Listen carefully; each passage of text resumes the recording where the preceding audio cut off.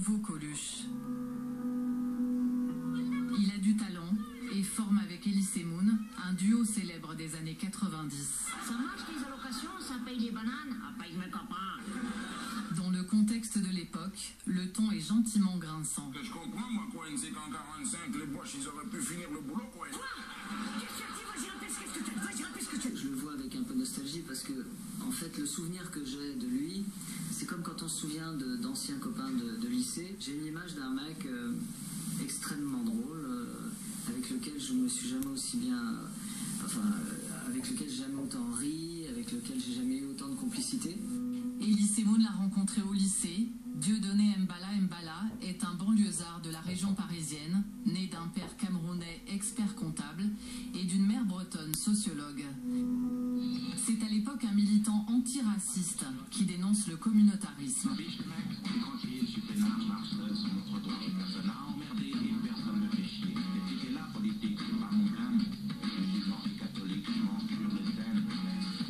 Dieudonné se revendique alors homme de gauche et se présente même contre le Front National en 1997 aux élections législatives de Drôle. Et je comprends d'ailleurs les électeurs parfois du Front National parce que la situation sur place est insupportable.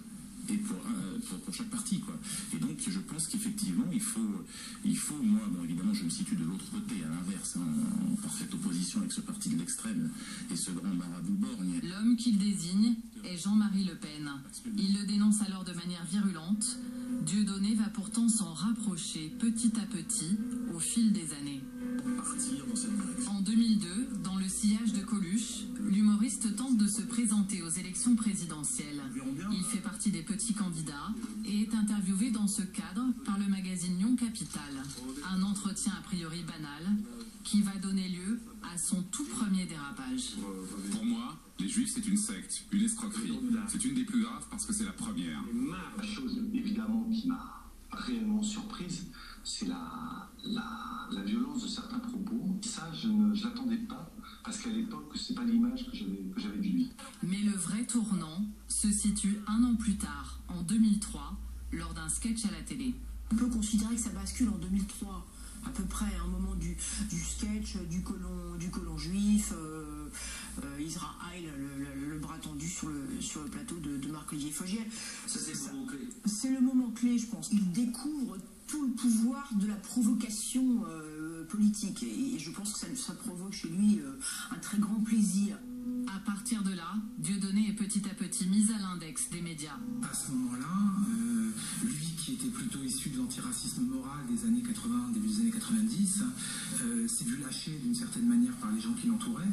Et dans le même temps, d'autres ont senti l'opportunité de se rapprocher de lui et de lui tendre la main en lui disant « Ah, ça y est, ça a été le cas de Bruno Gollnisch par exemple pour ce qui était du Front National, maintenant tu comprends, après avoir lutté contre nous, ce dont nous sommes victimes. » Dieudonné se met à fréquenter les infréquentables, dont Alain Soral, ancien militant du Parti communiste, passé depuis à l'extrême droite. À ce moment-là, comme je suis diabolisé de votre côté aussi comme lui, eh ben, fatalement ça crée une solidarité, quoi. Donc je prends l'habitude de le défendre parce que j'estime que c'est totalement délirant. Avec Soral, Dieudonné se radicalise. En 2007, au soir du premier tour de l'élection présidentielle, il se rapproche de Jean-Marie Le Pen, qui deviendra même le parrain de son 4e enfant. En spectacle, il fait monter le négationniste Robert Foresson sur scène, ou s'affiche avec le président iranien Ahmadinejad. Dieudonné poursuit aussi son chemin politique sur une liste euro-Palestine, puis sur une liste antisioniste.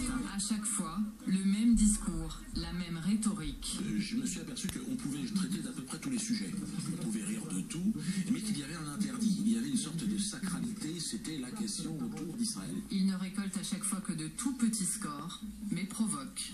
Et il est dévoré par le virus de la politique. Il a envie d'en faire, il a envie d'exister. Il pense que les Juifs sont responsables de l'esclavage des Noirs. C'est le grand thème de Dieudonné. Hein. Donc maintenant, il y a une espèce de revanche. Hein, et cette revanche, elle est inéluctable. Dieudonné le politique est aussi rompu à la guérilla judiciaire.